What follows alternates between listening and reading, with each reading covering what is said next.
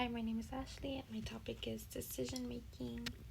Decision making is a form of thinking where our brain comes up with decisions we make in our everyday lives. The choices we make in our lives interact with the world and people around us because, for example, in the world, if we continue to litter, the environment will begin to get dirty and cause CO2 levels to rise high, which then affects the weather and overall nature. Decision making has an impact on cognition because it requires students to think on a deeper and higher level in class and in even their professional careers. It goes as far as analyzing, evaluating, predicting outcomes, and answering questions on the spot or on paper, or like quizzes or exams. Students are actively building their cognitive thinking skills every day in the classroom, and the teachers help shape that.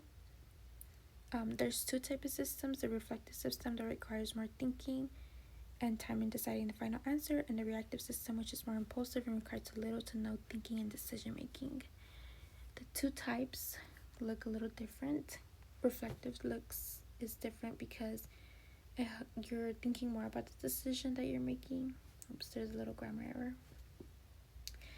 Um, Good choices are often made, but maybe even bad ones because you could be thinking for so long about a decision, but the outcome could still be a little negative.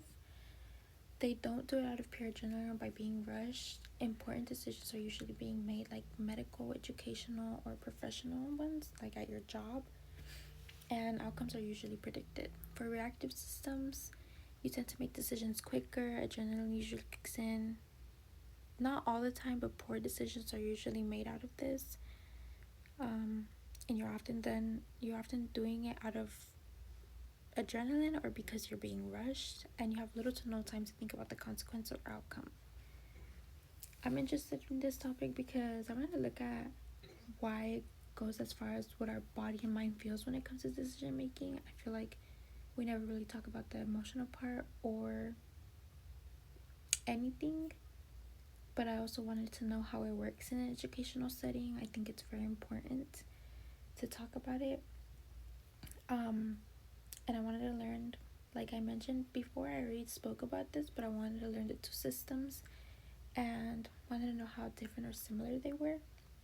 I think it's important in education because decision making is used differently academically, and when behaviors occur, the teachers set ground rules to make sure students make the right and good choices throughout their school year. Some strategies, and these are strategies that teachers would implement within themselves and pass it on to other teachers so that they could use it. They would be use positive risk taking and resilience, problem solving, collaborative thinking. This could be collaborative thinking with other colleagues in your educational setting, or like staff or admin or the deans. It could also be a analytical oh my gosh, I spelled that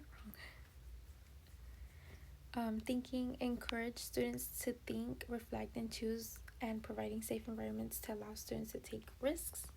This is a video of cultivating decision-making skills in the classroom. I think she did a great way.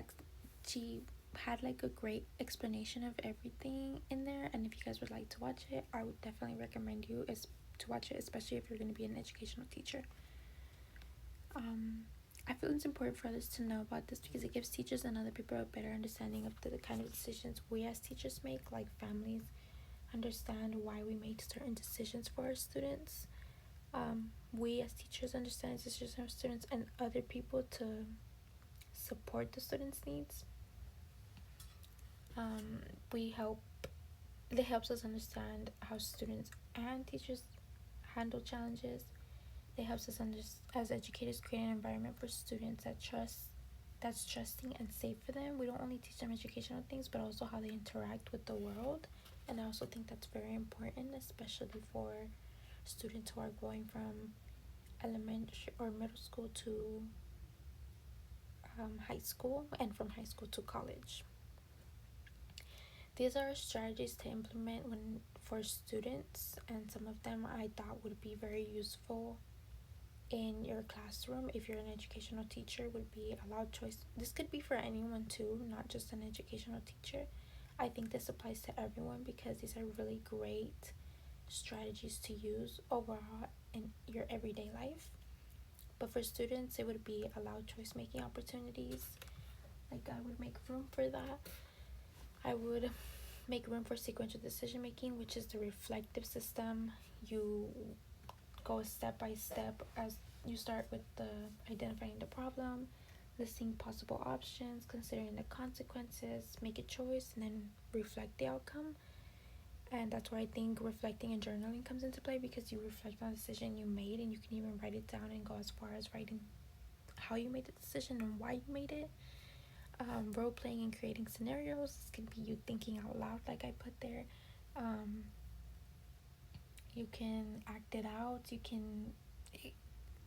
Decision making can go as far as like creating a scenario of whether you think you should eat later, but you have plans, but you want to make sure you have time. It's like that you can create so many scenarios for every decision that you make. And like I mentioned, thinking out loud. These are my references. Thank you.